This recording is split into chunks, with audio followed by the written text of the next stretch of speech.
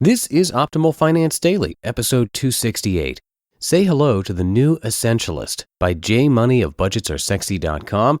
And hi everybody, I'm your narrator Dan, here each Monday through Friday, reading to you from some of the best personal finance blogs on the planet.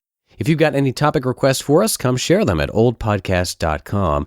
And before we get to today's post, if you are listening through the podcast app on an iPhone or iPad or on iTunes on a computer, you might have seen that this show has reached the top 20 of the business category in podcasts, and we're really happy to see that and so thankful to all of you for subscribing and coming back to listen. It means a lot to us, and it would be amazing if we could creep into the top 10, and all that requires is more subscribers. So if you are enjoying this show, if you can show someone else, tell someone else about it, a friend, family member, coworker, someone random on the street, really anybody. And if you could show them how to subscribe and listen to the show, we would be super grateful, and that would help us move up the charts. Showing them how to listen on their smartphone is the easiest way, but you can also text or email them a link to oldpodcast.com/listen. That's oldpodcast.com/listen. We've got a page set up there showing how to listen. So again, it would really mean a lot to us, and it would be really exciting to see this show get into the top 10 in the podcast rankings. Okay, so let's get to our content for today and hear J Money's post as we optimize your life. Say hello to the new Essentialist by J Money of budgetsaresexy.com. So a friend sent me a book the other day after reading my story on going all in on myself, and I seriously think it's about to change my life. I haven't read a book cover to cover in over 5 years now. Is that bad? And I'm a little over halfway through it already after day 3.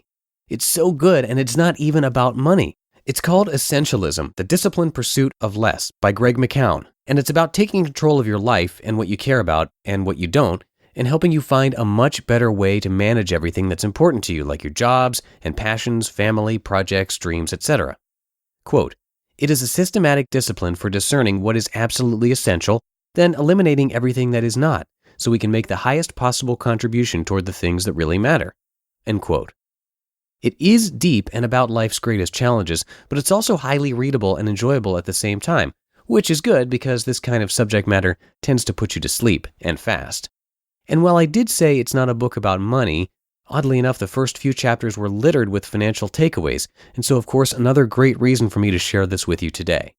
I even went old school and grabbed my highlighter and sticky notes. You'd be proud of me, Helene. Here are some of my favorite clips so far.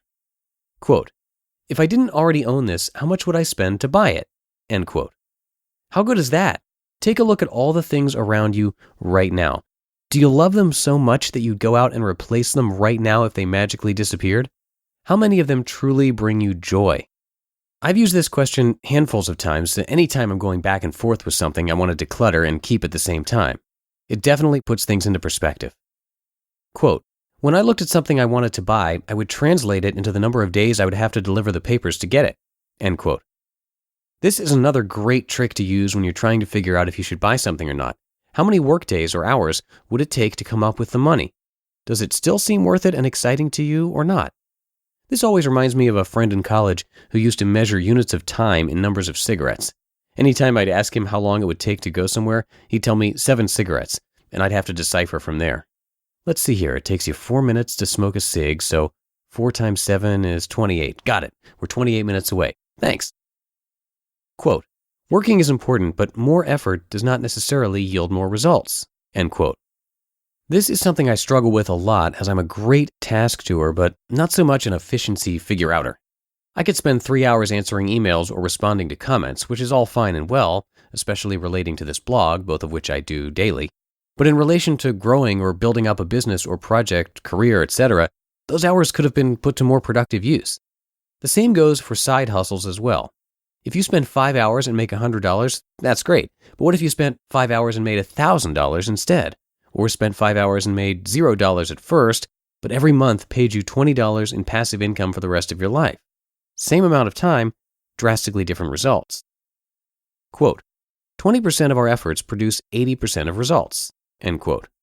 You all probably know this one already as we talk about it a lot in the personal finance world. It's popularly known as the Pareto principle. But it means that only a small portion of our work really produces the most gains. And it's why you'll often hear that it's more important to focus on your housing or cars or loans when shaving expenses, because Those will give you much more bang for your time when focused on than, say, making lunch at home. Both are great and will save you money, but one will produce much bigger results than the other.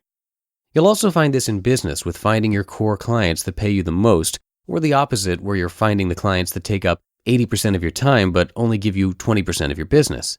The principle can be applied all over. I'm even using it right now in writing this blog post.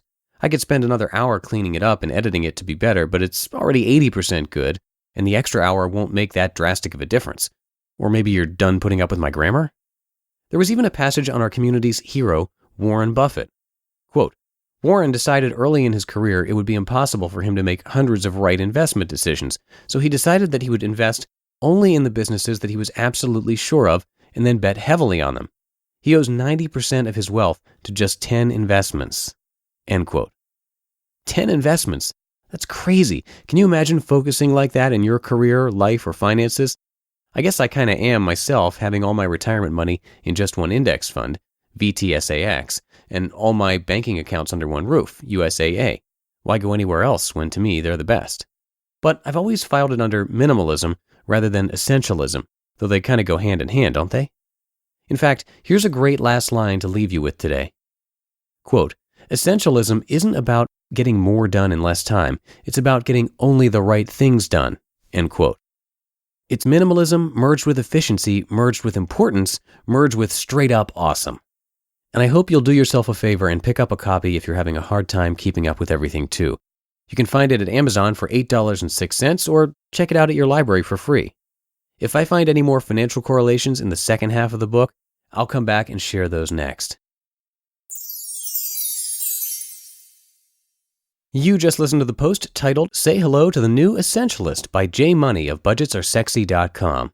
And one last time, it would be absolutely fantastic if you could help spread the word about this podcast. You can show someone right on their phone how to listen, and that is the most effective way to do it. Or you can direct them to oldpodcast.com/listen. We have a page set up there explaining how, for those who are new to podcasts.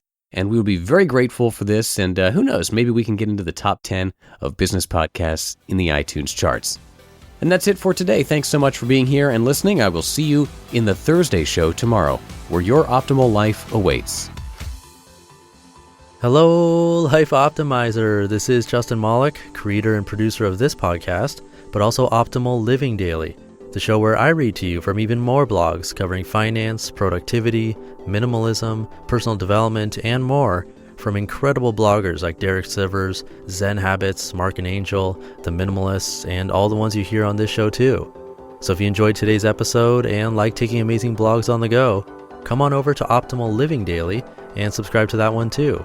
And together, we'll start optimizing your life.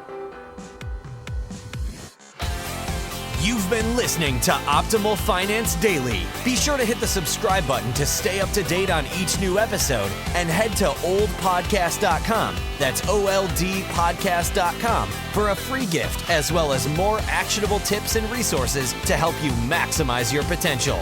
Thanks for joining us, and remember, your optimal life awaits.